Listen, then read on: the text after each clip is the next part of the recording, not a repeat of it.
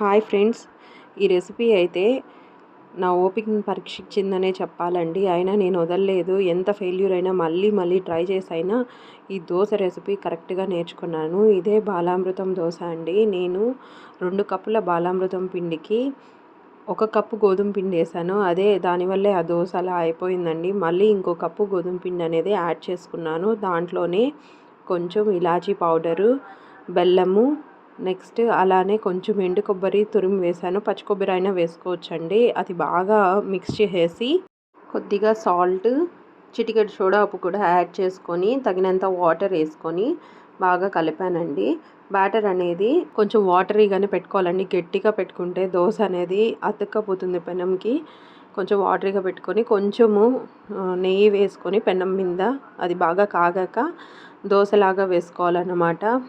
First dosa నిజంగానే అసలు utter flop అయిపోయిందనమాట.